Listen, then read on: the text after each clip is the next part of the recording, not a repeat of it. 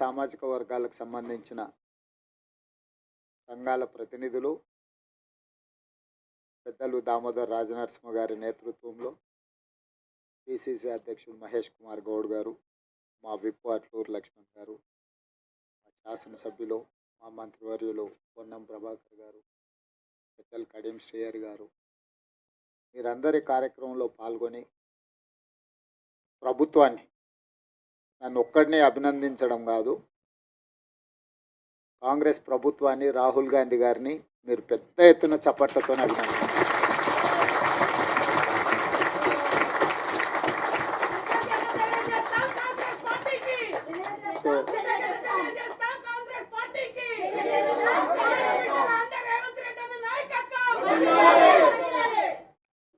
నేను ఎందుకు ఈ మాట చెప్తున్నా అంటే, మన నాయకుడు రాహుల్ గాంధీ గారు పట్టుదలతోని లేకపోతే ఈ మాదిగ ఉపకులాల వర్గీకరణ అమలు చేసే శక్తి నాకు రాకపోతుంది. వారు చాలామందికి భిన్న అభిప్రాయాలు ఉన్నా రాహుల్ గాంధీ గారు నువ్వు ఇది అమలు చెయ్యి, నేను ఉన్నా అని భుజం తట్టడంతో ఎన్ని సమస్యలు వచ్చినా దాని ఒక క్రమ పద్ధతిలో మంత్రివర్గ ఉపసంఘం వేసినప్పుడు నేను దామోదర్ రాజనరసింహ గారిని ఉపసంఘం చైర్మన్గా ఉండాలని నేను అడిగిన. దామన్న అన్నాడు, నేను కాదు ఉత్తమ్ కుమార్ రెడ్డి గారిని పెట్టు, అందరినీ సమన్వయం చేసుకోవాలి, రేపు నేనే ఉండి చేస్తే దామోదర్ రాజనరసింహ గారు ఆ సామాజిక వర్గానికి సంబంధించిన వాడు కాబట్టి వడ్డించేవాడు వాళ్ళోడే, వాళ్ళకే ఎక్కువ వడ్డించిందని చెడ్డ పేరు వస్తుంది. అట్లా కాకుండా మా న్యాయమైన హక్కు ఎవరిచ్చినా మాకు తప్పకుండా ఇస్తారు కాబట్టి ఉత్తమ్ కుమార్ రెడ్డి గారిని చైర్మన్గా పెట్టు అని వారు సూచన చేశారు. ఉత్తమ్ కుమార్ రెడ్డి గారిని చైర్మన్గా పెట్టి, దామన్నను కో చైర్మన్గా పెట్టి, పొన్నం ప్రభాకర్ గారిని, సీతక్కను, అదేవిధంగా శ్రీధర్ బాబు గారిని అందరినీ కమిటీలో వేసి, మల్లు రవి గారిని కూడా ఈ కమిటీలో పెట్టి 6 సార్లు సమావేశం చేసిన తర్వాత ఇది 7 మంది న్యాయమూర్తులు ఇచ్చిన జడ్జిమెంటు. పరిపాలన పరంగా మనం ఎంత విశ్లేషించినా న్యాయపరంగా కూడా దీన్ని విశ్లేషించాలి. భవిష్యత్తులో న్యాయపరమైన చిక్కులు మళ్ళీ రాకూడదు. దీనికి శాశ్వత పరిష్కారం చూపించాలి. శాశ్వత పరిష్కారం చూపించాలంటే 1 మ్యాన్ కమిషన్ ఏర్పాటు చేయాలని చెప్పి వారు సూచన చేశారు. 1 మ్యాన్ కమిషన్ విషయంలో కూడా చాలా రకాలుగా ఆలోచన చేసినాం. వీళ్ళని వేద్దామా, వాళ్ళని వేద్దామా అని. ఎవరిని వేసినా ఏదో ఒక అనుమానమో ఏదైనా అంశాలలో ఏదైనా ఆపాదిస్తే అది ఇబ్బందికరం అవుతుందని షమీమ్ అఖ్తర్ అత్యంత నిజాయితీపరుడు, ఈ వర్గాల ఏ వర్గాన్ని కూడా ఏ వైపు తీసుకోవాల్సిన అవసరం లేనివాడు. అతన్ని హైకోర్టు జడ్జిగా రిటైర్ అయితే వారిని 1 మ్యాన్ కమిషన్, జ్యుడిషియల్ కమిషన్ జడ్జిగా వారిని నియమించి 59 ఉపకులాలను ఏ రకంగా వర్గీకరించాలి, రోస్టర్ విధానం ఎట్లా ఉండాలి ఏందని చాలా లోతు విశ్లేషించి 59 కులాలకైనా 199 పేజీల ఒక విశ్లేషణ మొత్తం ఇచ్చిండు. ఒక్కొక్క సామాజిక వర్గము ఇప్పటి వరకు ఒక డాక్టర్ కానీ, ఒక చిన్న గ్రాడ్యుయేట్ అయిన కానీ ఉన్నాయి, ఓ చిన్న డాక్టరో లేకపోతే ఒక గెజిటెడ్ ఆఫీసర్ ఉద్యోగం రాని వర్గాలు చాలా ఉన్నాయి. వాటి ఒక్కొక్కరిని విశ్లేషించుకుంటూ 199 పేజీల ఒక నివేదిక తయారు చేస్తూ ఈరోజు ఎస్సీ 15% రిజర్వేషన్లను గ్రూప్ 1కు 1%, గ్రూప్ 2కి 9%, గ్రూప్ 3కి 5%, ఏ గ్రూపులలో ఎవరెవరు ఉండాలనో కూడా విశ్లేషించాం. ఈరోజు మా సోదరులు మా లక్ష్మణ్ 9 అంటున్నాడు. 9 కాదు, 10 మీకే ఇచ్చింది. ఎందుకంటే అతి తక్కువ జనాభా ఉన్న వాళ్ళు ఎన్నడూ ఏ అభివృద్ధి ఫలాలు ఆశించని వాళ్ళని గ్రూప్ 1లో పెట్టాం. తర్వాత మోడరేట్గా కొంచెం పర్వాలేదు అనుకున్న వాళ్ళని గ్రూప్ 2లో పెట్టుకున్నాం. సిగ్నిఫికెంట్గా బెనిఫిట్ అంటే కొంచెం మెరుగైన ఫలితాలను సాధించుకున్న వాళ్ళని గ్రూప్ 3లో పెట్టుకున్నాం.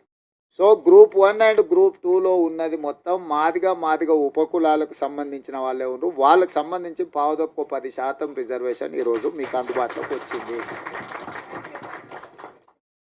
ఇది ఎవరికి వ్యతిరేకం కాదు, మీకు జరిగిన అన్యాయాన్ని సరిదిద్దే ప్రయత్నం ఇది. ఈ సరిదిద్దే ప్రయత్నం చట్టపరంగా న్యాయపరంగా సుప్రీంకోర్టు నుంచి మొదలు పెడితే వన్ మ్యాన్ కమిషన్ వరకు మీ పట్ల సానుభూతితో ఉండడం, ప్రధానంగా కాంగ్రెస్ పార్టీ రాహుల్ గాంధీ గారు ఎట్టి పరిస్థితుల చేయాలన్న ఆలోచన ఉండడం, దాన్ని వేగంగా నేనున్నా కాబట్టి మీకు అమలు చేసిన.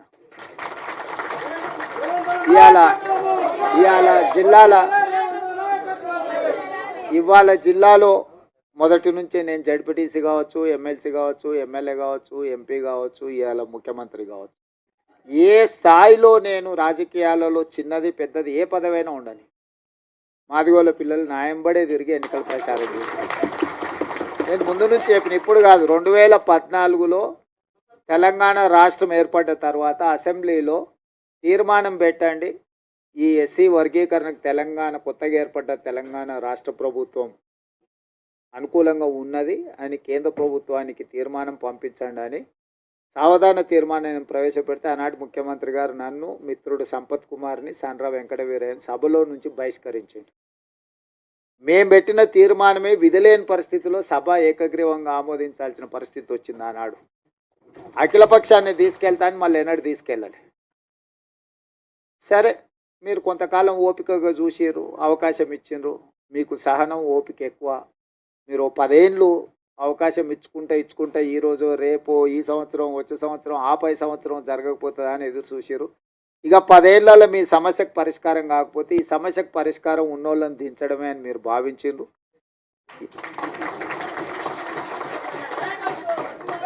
మీరు అవకాశం ఇస్తే మొదటి సంవత్సరంలోనే సుప్రీంకోర్టులో జడ్జిమెంట్ వచ్చిన, సుప్రీంకోర్టులో కేసులు సంవత్సరాల కొద్ది వాయిదా పడుతుంటే నేను అయిన తర్వాత దామన్నని పిలిచిన, మన ఎమ్మెల్యేలు అందరిని పిలిచిన. అక్కడ సుప్రీంకోర్టులో కేసు వాయిదాలు పడుకుంటూ పోతుంది, ఇంకా దీన్ని వాయిదాలు వేయడానికి వీలు లేదు.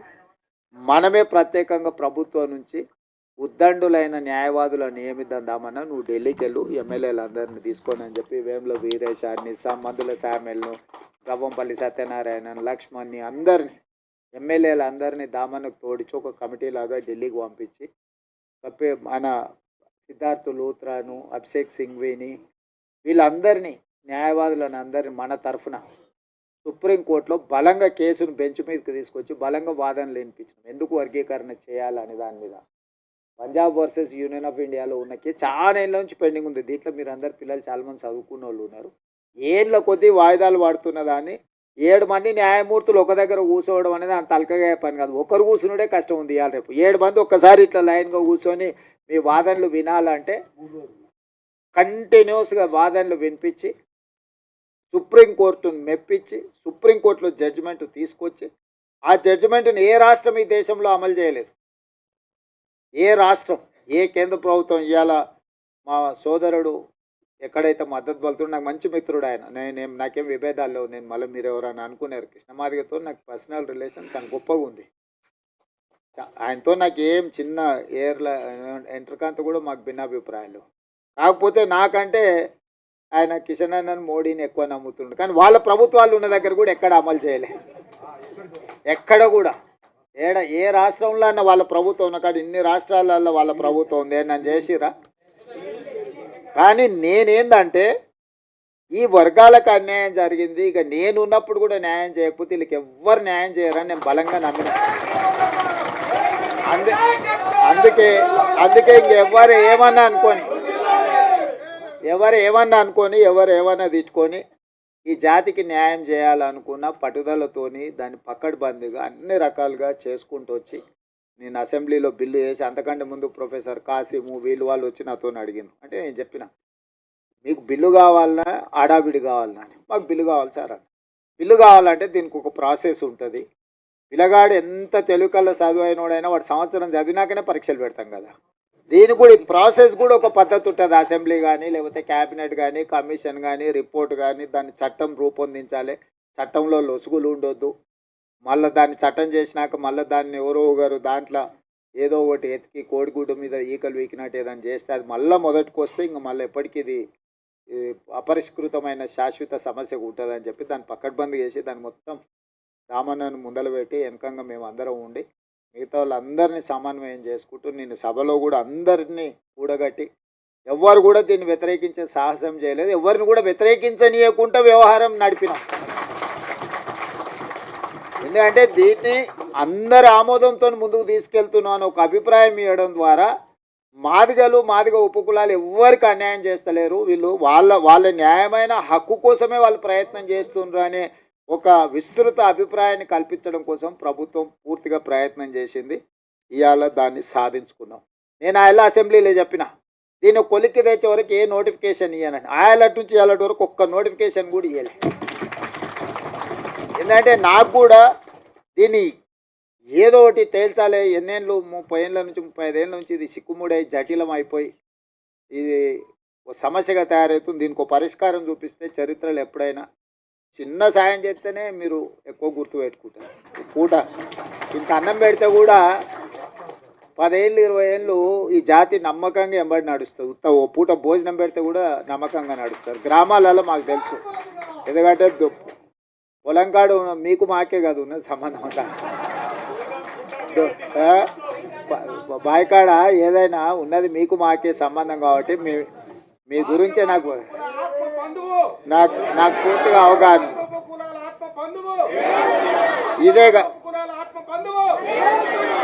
ఇదే కాకుండా నేను అయిన తర్వాత state election commissioner Ismail Pullaiah గారి కూతురు రాణి కుమిదిని మాదిగ ఆడబిడ్డని నేను వేసిన. 100 ఏళ్ళ హిస్టరీ ఉన్న ఉస్మానియా యూనివర్సిటీకి 100 ఏళ్ళ నుంచి ఏ దళితుడు కాలే. మొదటిసారి దళితుని, అది మాదిగలకు సంబంధించిన కుమార్ని ఇలా ఉస్మానియా యూనివర్సిటీ వైస్ ఛాన్సలర్ చేసిన. ఉస్మానియా యూనివర్సిటీ ఆర్ట్స్ కాలేజ్ ప్రిన్సిపల్గా ప్రొఫెసర్ కాసిమ్ని ఈరోజు మన ప్రభుత్వాన్ని నియమించింది. అదేవిధంగా దామన్న సరే ఆయన డిప్యూటీ సీఎంగా చేశారు, ఇవన్నీ చేశారు. లక్ష్మణ్ని విప్పుగా చేసినాం. అదేవిధంగా మనము రాజీవ్ గాంధీ IIIT బాసరకు మనము మాదిగా వైస్ ఛాన్సలర్ని మనం నియమించుకున్నాం.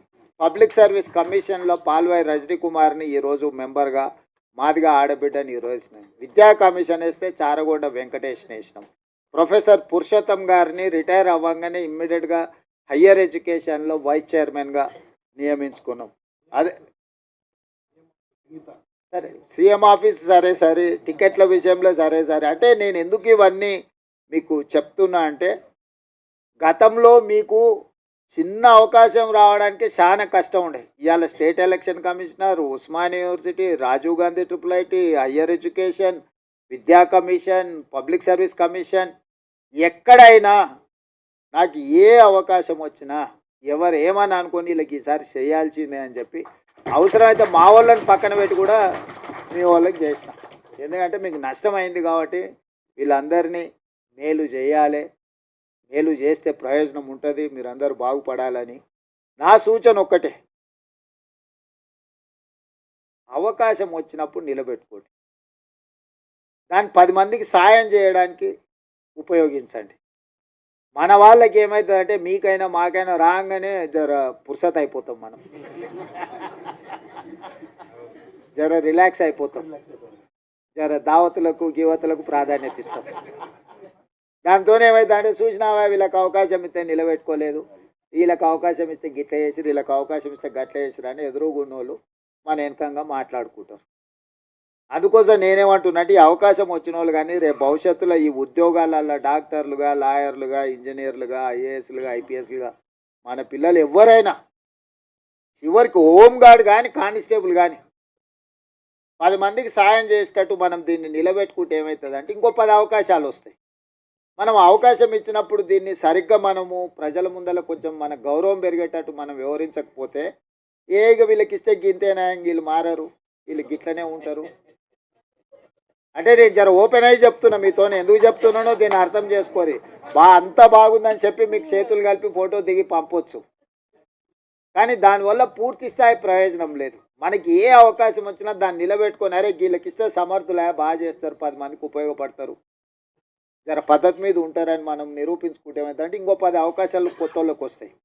మనం దాన్ని ఆ అవకాశాన్ని మనం సరిగ్గా ఒడిసి పట్టుకోకపోతే ఏమవుతుందంటే ఎక్కడో ఒక దగ్గర ఏ ఇళ్ళకి ఇస్తే ఇట్లనే చేస్తారా అని మీకు మాకు ఆ చెడ్డ పేరు రావద్దు. అందుకోసమని ఇచ్చిన అవకాశాలు ఇచ్చిన వాళ్ళకే కాదు, రేపు వచ్చే అవకాశాలలో ఏ ఉద్యోగం వచ్చినా ఎవరన్నా మనోళ్ళు వస్తే కూసబెట్టి మర్యాద ఇచ్చి పని ఉంటే చేసి పెట్టురు, లేకపోతే వాళ్ళకు సలహా ఇయ్యరు. ఒకసారి వాళ్ళకి తెలియదు పాపం, ఎక్కడి నుంచో కింద నుంచి కష్టపడి వస్తాడు. వాళ్ళకి తెలియక ఏదన్నా అట్లా ఇట్లా కొంచెం మాట్లాడతారు, వాళ్ళు కూర్చోబెట్టి మాట్లాడేది నేర్పాలి, పని ఎట్లా చేసుకోవాలో నేర్పాలి, ఈ పని ద్వారా 10 మందికి ఎట్లా మనము సాయం చేయాలో కూడా వాళ్ళకి కొంచెం ఓపిక తెచ్చుకొని నేర్పాలి. మేము అయిపోయినాం కాబట్టి మేము ఇంకా మిగతా వాళ్ళకి మేము పెద్దగా చెప్పము అనే విధానం మనకు ఉండొద్దు. ఎందుకంటే ఇది ఒక గొప్ప అవకాశం. ఈ గొప్ప అవకాశాన్ని 10 మందికి ఉపయోగపడే విధంగా చేయండి. ఏది ఉన్నా నేను ఉన్నంత వరకు మీ ఓడే ఉన్నాడు అనుకోండి ఈ కుర్చీలో. ఎందుకు చెప్తున్నా అంటే నాకేమి ఇంటికి తీసుకుపోయేది ఏంది లేదు. నేను ఏది నా ఇంటికి తీసుకుపోను.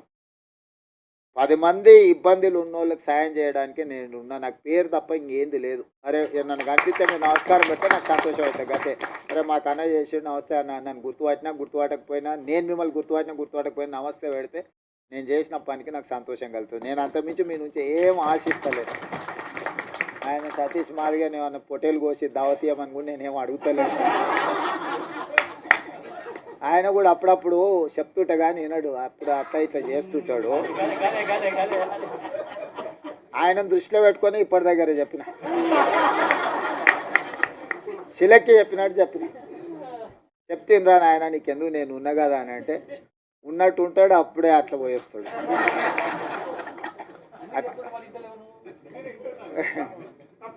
చింతాస్వామి సరే, చింతాస్వామి నాకు చదువుకునేటప్పటి నుంచి కూడా తెలుసు, ఫైన్ ఆర్ట్స్ కాలేజ్ నుంచి కూడా తెలుసు. మన వాళ్ళకి ఏంటంటే ఆవేశం ఎక్కువ, కొంచెం ఆలోచన తక్కువ చేస్తారు. ఆవేశంలో ఆలోచన రాదు ఎవరికైనా నాకైనా మీకైనా ఎవరికైనా. ఆవేశంలో తీసుకున్న నిర్ణయం అక్కడికి రాదు. ఆవేశాన్ని తగ్గించండి, ఆలోచన వెంచూరి, వచ్చిన అవకాశాన్ని సద్వినియోగం చేసుకొని ఈ ప్రభుత్వం మీకు అండగా నిలబడుతుంది. మీ మంచి కోసం పనిచేస్తే మీ వెల్ఫేర్ కావచ్చు, మీ డెవలప్మెంట్ కావచ్చు, పిల్లలకి చచ్చిపోయిన వాళ్ళు లేకపోతే బాధితుల కుటుంబాలకి ఇంతకుముందే ఇచ్చిండ్రు. ఉడక సంఘాల నుంచి వీళ్ళందరికీ ఇల్లు లేని వాళ్ళు ఉన్నారు, అందరికీ ఈసారి ఇల్లు ఇచ్చే బాధ్యత నాది.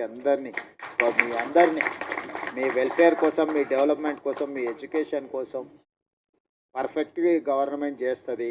ఓ రోజు ఆలస్యం కావచ్చు, నాకు 100% ఇవ్వాలని ప్రేమ ఉన్న ఓసారి అవకాశం రాదు.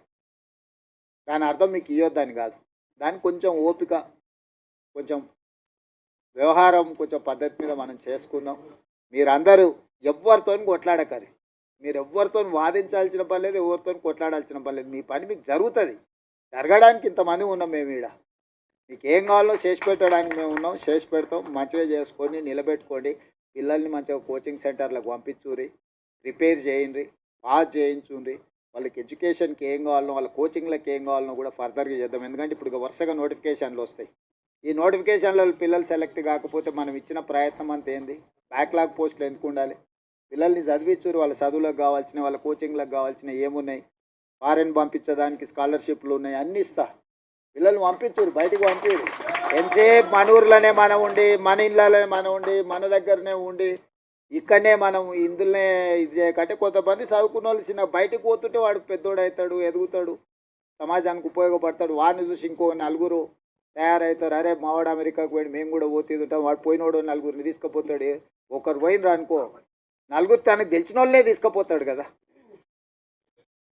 అట్లనే మన దాంట్లో కూడా ఎవరైనా పోయేది ఉంటే కొంచెం భుజం దట్టూరి చేయరి, ఏ పని ఉన్నా వచ్చి చేయించుకొని పోండి. మీ అందరిని చూసి నాకు మంచి సంతోషమైంది.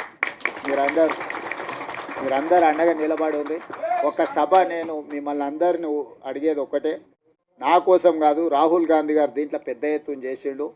మీ సత్తా ఆనాడు ధర్మయుద్ధం పరేడ్ గ్రౌండ్లో చేసినప్పుడు నేను మీకు అండగా నిలబడ్డా. మీకు గుర్తుందో లేదో మరి ఇది వచ్చిన వాళ్ళు.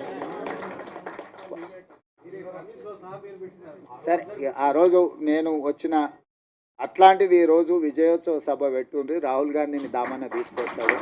ఎందుకంటే మనము కృతజ్ఞత చూపిస్తే ఆయనకు కూడా ఉత్సాహం వచ్చి ఇంకో 4 రాష్ట్రాలలో చేపిస్తాడు. ఎందుకంటే ఇప్పుడు కర్ణాటకలో, మిగతా రాష్ట్రాలలో కూడా ఇది కొంచెం వాయిదా పడతా వస్తుంది. మీరు అండగా నిలబడ్డట్టు 10 లక్షల మంది జమై ఆయన నిజేసి దామన్న మనోళ్ళందరి నేతృత్వంలో, మహేష్ గౌడ్ గారి నేతృత్వంలో ఒక అభినందన సభ పెట్టి రాహుల్ గాంధీ గారిని ఇచ్చేసారండి. ఏ మనిషి అయినా అభినందన కంటే ఏముంటుంది? గాంధీ కుటుంబానికి ఏంది? దేశం కోసం సర్వం ఇచ్చిన వాళ్ళు, దేశం కోసం సర్వం ఇచ్చారు, ప్రాణాలు ఇచ్చారు, అన్ని ఇచ్చారు. వాళ్ళకి ఏముంటుంది? మీరు మాకు సాయం చేసారు, మిమ్మల్ని గుర్తుపెట్టుకున్నామని మీరు అందరు గట్టిగా చప్పట్లు కొడితే ఆయన ఉత్సాహంతో ఇంకా 4 రాష్ట్రాలలో చేపిస్తాడు. మన ప్రభుత్వం ఉన్న ప్రతి రాష్ట్రంలో అమలు జరిగితే ఆటోమేటిక్గా మిగతా కాక సెగ తగులుతూనే ఉంటుంది కదా. తప్పు సప్పుడు ఇప్పిస్తూనే ఉంటుంది కదా వాళ్ళ చెవులకు. అందుకోసమని ఈడ కదలంగానే అవతల పక్కలా కొంచెం కదులుతూనే ఉంది కదా. ఆ పక్కన ఈ పక్కన ఆటోమేటిక్గా అట్లా కదులుతుంది. అరే వీళ్ళంతా రాహుల్ గాంధీ అమ్మడు పోయేటట్టున్నారు అంటే భయానికైనా చేస్తారు. అప్పుడప్పుడు జర తెలుగుగా భయపెట్టి కూడా చేసేది నేర్చుకోండి అని తెలియజేస్తూ సెలవు తీసుకుంటున్నా. జై రేవంత్ అన్న, జై ధామన్న. సార్ ఇక్కడ ఉన్న వాళ్ళందరూ ఫోటో దిగుతారు సార్, ఒక్క నిమిషం.